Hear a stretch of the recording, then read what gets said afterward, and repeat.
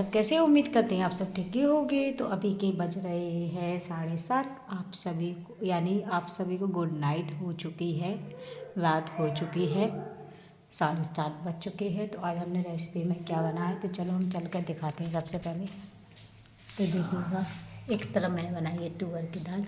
तो पहले हमने 2 सीटी में बॉईल कर लिया था, उसके बाद मैंने तड़का लगा कर, अब देखिएगा ये अच्छे से एक उबाल आ चुका है इसमें। तो हमारी दाल पक्का रेडी हो चुकी है, क्योंकि तड़के में हमने इसमें डाला था। दूसरी तरफ हम राइस बना लिए। अब रोटी बनाना बाकी है। तो अभी देखिएगा, कुछ रोटी रखी हुई है, कुछ रोटी सुबह के रखी हुई है।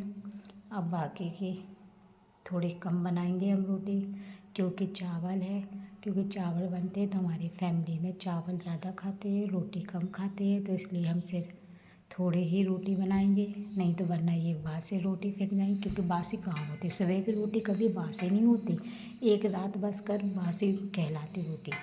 तो ये बासी नहीं है, तो ये सुबह की रोटी है, ये बोलेंगे इसको, ठीक है।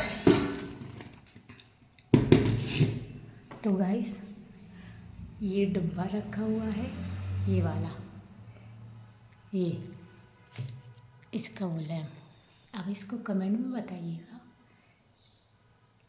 आप लोग बताना ये किस चीज़ का है। मुझे तो पता है, लेकिन आप लोग कमेंट बॉक्स में ज़रूर बताना ये किस चीज़ का डब्बा। लेकिन मुझे तो पता है, लेकिन मैं आप लोगों की राय लेना चाहती हूँ। एक डब्बा ही रहा, इसमें हम मिर्ची भरे हुए हैं, ठीक है। एक डब्बा ये है, इस पर चॉकलेट बनी हुई है, और इस पर लिखा भी है,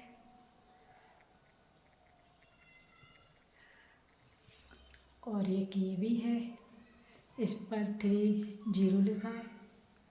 इस पर देखिए 3 बना, 0 बना है, इस पर भी लिखा है। तो आप लोग बताइएगा, मुझे तो पता है ये किस चीज़ के डब्बे है, ठीक है। लेकिन आप लोग कमेंट बॉक्स में ज़रूर बताना। अगर आप लोगों को मेरा ये वीडियो अच्छा लगा हो तो लाइक, शेयर, कमेंट और सब्सक्राइब करना बिल्कुल भी ना भूलें गाइस। ज़्यादा से ज़्यादा इस वीडियो को शेयर कीजिएगा, क्योंकि अब मुझे अभी रोटी बनाना है। तो सबसे पहले मैं आटा लगाऊंगी, उसके बाद ये बर्तन वगैरह इसमें ये स्टैंड पे बर्तन वगैरह लगाऊंगी, वॉश किए हुए बर्तन है। फिर यहाँ पर रोटी बनाने के बाद मैं किचन की सफाई करूँगी, फिर सुबह मॉर्निंग में अलग से करूँगी। तो भाई हमारा तो यही 30 दिन का काम है, रोज़ काम करना, अपना खुद का ख्याल नहीं रखना, सिर्फ काम करना। खाने पीने का भी अपना ध्यान नहीं, सिर्फ दूसरों के लिए। हम जिंदगी जीते हैं, अपने लिए नहीं जीते, हम दूसरों के लिए जीते हैं ज़िंदगी। देखिए, हमारे लिए तो कोई भी फिक्र ही नहीं है, किसी को भी हमारे फैमिली मेम्बर में किसी को हमारी फिक्र नहीं रहती है। लेकिन मैं सबका बहुत अच्छे से ख्याल रखती हूँ।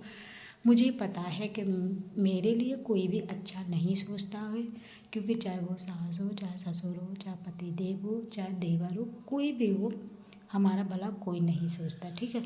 सब अपना अपना देखते हैं। लेकिन मैं सबके लिए, मैं एक पहली औरत हूँ यहाँ पर, सॉरी, मैं यहाँ की पहली एक ऐसी लड़की हूँ जो मतलब कहते हैं, कहावत नहीं, रियल वाली बात ही बता रहा मैं आप लोगों को।